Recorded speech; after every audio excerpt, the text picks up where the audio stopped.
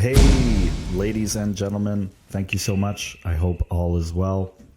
This is Josh Taylor from CE Podcast, coming with another episode. So today, it's going to be a little bit of a story time. I wanted to get into talking to your dog. I know it sounds maybe a little too simple, but there's so many benefits to this, and I feel like I wanted to talk about something today that's like really overlooked in general. So I really wanted to get into the mentality of why it's so important to speak to your dog. Let's get right into it. Okay. So one of the big things that I do whenever I'm dealing with, any form of reactivity, whether it's, pulling on the leash or seeing, another dog or a human, whatever the case is. One of the big things that I feel everyone is like a mute. So no one talks to their dog. No one's speaking. All right. So of course, it's obviously important to have that, disciplinary tone when, they're doing something wrong, letting them know like, we don't like this.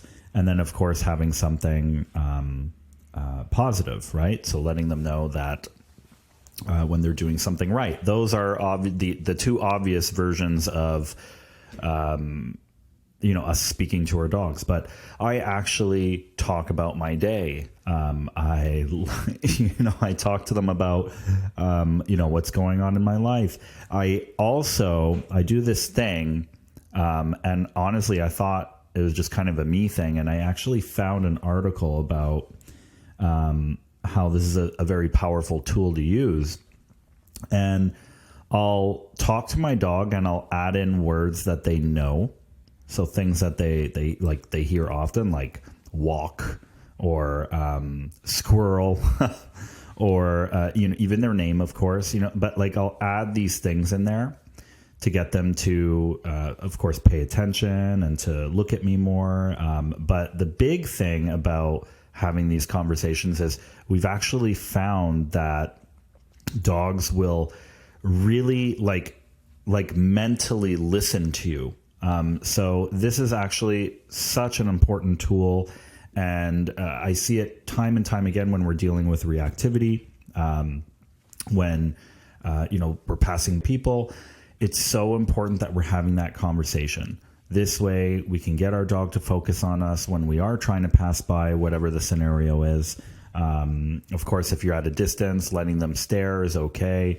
But when you're in close quarters, it's really important that you're working a little bit more on counter conditioning. Okay. So I want you to really get into it, to talking to your dog. And so some of the things that I'm just going to kind of add is, so we know for a fact that talking to your dog improves bondmanship, of course, right? So it's about making them feel comfortable. So when you talk with that soft tone, they've done studies on this. It actually releases oxytocin to the brain, the hug hormone. Also read an article once about how a study they did, I forget which university it was, but they did a study and they found that when women spoke to dogs, they actually naturally de-stressed them. And when, of course, when we spoke to dogs, we apparently stress dogs more. I know you're thinking of all sorts of jokes. Like, I think the people I have talked to about this, they all say the same thing. They tell me my partner basically does the same thing to me, which stresses me. So, haha, funny. But to go along with that, okay, there's something in there that's just really important. And it doesn't mean that men are, it's hopeless. Like we're stressing our dogs when we're talking to them. It's about the tone, right? So talking to them in that soft tone, like, good job. Oh, you're such a good dog. This is just as good, okay, to really implement those, that hug hormone, those oxytocins to the brain. So this is really, really important. And also it keeps them engaged, right? So when you're talking to them, you're walking down the street, and you add in a couple catchphrases that they really know well, cat, dog, whatever it might be. getting them to focus in on you like this can really, really help. And it's, like I said before, it's really, really great for getting them to pay attention to you, to really initiate communication. So overlooked.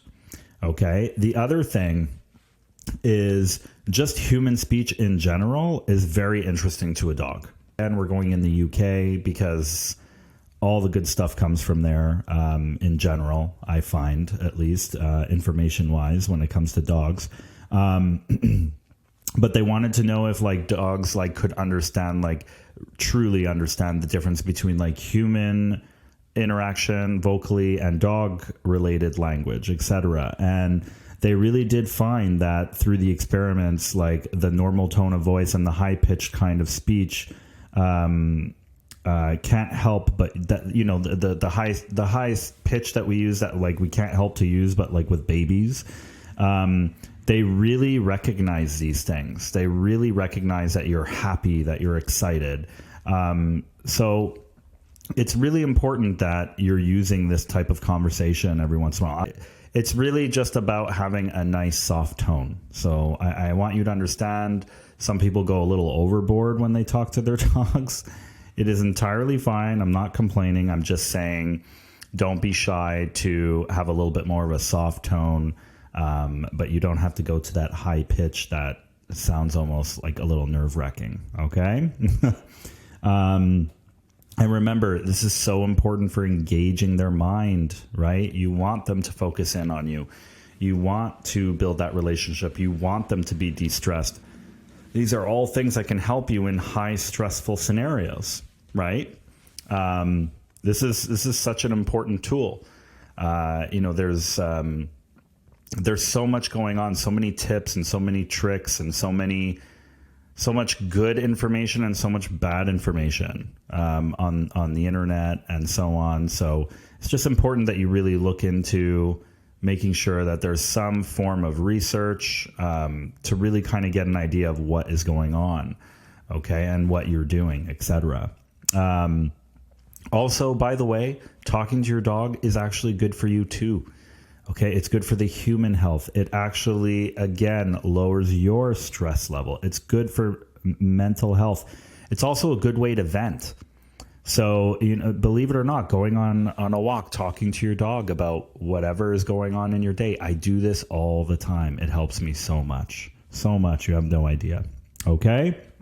In fact, if I'm not mistaken, therapists, I think, kind of use this technique a little bit. I read this somewhere. Basically, talking to dogs is a technique that therapists or psychologists will use when people are like trying to cope with difficult situations or managing like conflicts, and so on. And so, children often feel more comfortable like directing their stories towards a dog, than us, because I guess just like we feel like, okay, well, it's an animal, or whatever, but it is such a really good thing for us. Okay. So I want you to start speaking, start talking more. I find sometimes, let's say we're dealing with a dog who's reactive to other dogs and like the dog is walking by us and like, it's almost like the owner is just standing there waiting for something to happen. So I want you to start talking. Don't be shy. Like, good job. Oh, you're such a good dog. Yeah, I'm so happy we went on this walk. Blah, blah, blah. It's so important to have this conversation with them. All right. And of course, as we know, dogs learn through repetition, right? So, I'm pretty sure he passed, but like everyone remembers that dog named Chaser, right? 1,000+ words. That was awesome. So when you are on your walks, though, I'm not saying your dog, is going to be like Chaser and you're going to learn, your dog's going to learn 1,000 words. But what you could be doing is you could be repeating these cues maybe a little bit more frequently. So maybe you take 15 steps, you stop, sit. Oh, good job. Oh, you're such a good dog. What a good sit. Things like this, so that, again, we're constantly lowering that cup. Not necessarily anxiety, but like possibly we're getting up to that threshold, especially if we're dealing with a dog that's like very reactive and so on, right? And again, like it's just important that you understand that talking to your dog can really help them turn things around when it comes to not only focusing on you, but again, those stress levels. It's just so important. Okay. So what we have today is a couple of stories I wanted to mention about situations in that type of concept where I would be using a lot more vocalization. I see this all the time. So my client, we're walking down the street, our dog starts reacting to a dog, maybe we're too close, whatever the case is. They are almost frozen. So there's no conversation happening to the dog before or after or during. And so the dog is just kind of on high alert, looking around. There's no focus. And yes, of course, there's commands that we can do to work on this. But the idea here is that I just want you to get into a steady flow, like as if you were going for a walk with a friend, and just start having a conversation with your dog. Okay. And every time they happen to be looking at you because maybe you're saying catchphrases or they're just interested in your voice and they're looking up at you, start rewarding this behavior. It's such an easy way to get what you need on your walks. Again, in controlled circumstances where you have a little bit of distance, but obviously start with minimal distractions and then build yourself up. Okay. I think that's a really good, important tool to use that is just it's so underrated. Another big thing, I'll give you another example is I had a client where the dog would always stop walking. So for example, and I have plenty of them, right? And so the dog would just stop walking, wouldn't walk anymore. And they're standing there, they're trying to get the dog to come, let's move, let's go. Now, obviously, I don't want you pulling out a treat every time the dog stops, because then the dog will probably associate, right? That oh, this is kind of fun. I stop, you pull out food, you coax me, we keep going. But one of the things I notice is that just when I get my people to start actually talking to their dog more, there's less stopping in general. And because there's less stopping, we're actually rewarding our dog more on the move. And so therefore the dog associates, oh, you know what? This is kind of great. The more I move, the more I focus, the more rewards I get. And again, rewards can be anything, right? Rewards can be treats. It could be it could be food, it could be petting, it could be good job, it could be the vocalization, it could be all of these things. They're not, they're not dumb. They can sense and they know these things. They know when you're happy, they know when you're sad, they know from your tone what what you're trying to insinuate in the situation. Okay, so very important. All right. And maybe I'll just leave off on this, okay? So I noticed, too, that the whole science-based positive reinforcement movement is growing, and that's really great. As everyone knows, I was an alpha roll trainer as well as a balance trainer, so this means I was using prongs, chokers, e-collars back in the day. I want you to know that it is very simple to get easy and quick results when you're doing these things. Okay. So I'm talking right now about vocalizing and de-stressing your dog and walking down the street and just trying to have a harmonious, great relationship with your dog. Okay. So I want you to understand that when you're using these aversive methods, okay, it's instilling fear into your dog. So as opposed to, let's say, talking to your dog because we want your dog to start moving with you, as opposed to them planting themselves and not moving, and you give them a giant yank and you tell them to get over here because I'm the boss. I want you to understand that you're removing the integrity that you're trying to build, or at least I hope that you're trying to build with your dog, that bondmanship. So when you see these instant results, I just want you to understand that your dog is acting really more out of a fear-based version of what you're trying to achieve. I'm sure that if someone came over and my son was not, let's say behaving properly, and I had a stranger come into my house and use aversive methods on my son, which I would absolutely blow a fuse, but that's besides the point. And would use these aversive methods. There's no way that my son would not comply to this. I mean, let's be real, right? You're dealing with a toddler, and your dogs are, we know for a fact, the mental capacity of a toddler. Maybe a little bit older than a toddler, but regardless, okay? So it's so important that you understand and you do your research, okay, before going into these type of scenarios. Take it from someone who's literally done the whole grab the leash, choke your dog until your dog basically submits so that I can pet your dog and be like, see, look, the dog isn't attacking me anymore, right? My kid is, let's say, running around the house, acting crazy. You come into my house, complete stranger, and you grab him, smack him, yell at him, and you tell him, if you freaking move, blah, blah, blah, or whatever. Let's see if my 6-year-old is going to actually fight you on that, right? It's not going to happen. So it's really important that you just kind of come to the realization that the techniques that we were using in the past, guilty. I was obviously using these techniques. I need you to understand, though, that there are a lot better ways out there. I'm not saying it's, I'm not even trying to tell you that that this isn't an option for people who don't care about what I'm saying. If this is an option and you don't care if you instill fear, you don't care about bondmanship, you don't care about relationship, then by all means do it. Like, it is what it is.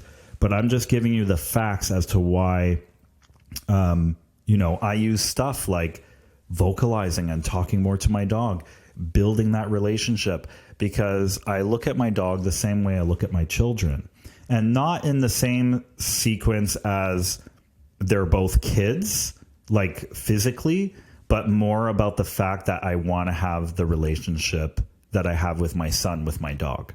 I want to have that harmonious, beautiful relationship. So yeah, I guess I wanted to talk about that a little bit, because I do know that I've had, I don't want to be dramatic. I don't want to say that I've been attacked, but I've definitely had over the past few months, especially since the podcast, when I mentioned that I was a balance trainer, an alpha role trainer, and I used to choke dogs, and I used to use shock collars, and I used to manhandle dogs to get them to listen and have a quote unquote good dog within, a session or two. I want you to understand that I'm just coming from a place where I've been through it, and I'm someone who came out from the other side. And I will admit that in many cases, when I'm dealing with reactivity and aggression, that it can absolutely be a process. Just getting the person to understand the process is very, very hard, and that it's not about manhandling the dog. Okay. So I guess like I was saying, I wanted to mention this because ever since I talked about me being an alpha role trainer and a balance trainer, and now being science-based, I find that I'm getting, I'm getting a lot of like backlash or whiplash or whatever you want to call it from the industry.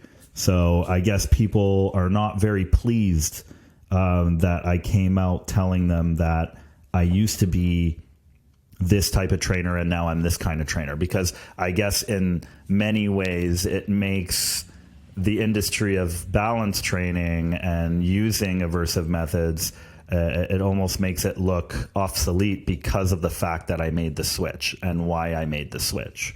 Okay. I'm sure people out there who are positive reinforcement trainers who made the switch and went to balance training, for all I know. It's not a big deal. I get to do the things I love and the way I want to do them. I want to treat my dog like my kid. Okay. in the same mental and physical way. I would not hit my child. Have I been hidden in the past? Sure. I'm sure I have. Okay. When I was a kid, I'm sure my grandparents and great grandparents did this often. Who knows? Okay. But the point is that, like everything, times change, things evolve. All right. It's important that we get a grasp on this and we understand the trauma that we are creating from a long-term version of what we're doing when we're doing those aversive methods. All right. So there we go. I gave you kind of a little bit of a rant, and at the same time talked about something that I do all the time with my dogs for that vocalization. So I hope this was a good session. I hope everyone loves it.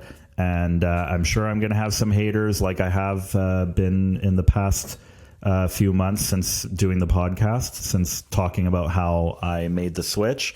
And it is what it is. You know, I can't control the world, right? I can only control the dogs who come to see me, the people who come to see me. Yeah, that's all. So I love you very much. Peace out, fam. Have a good one.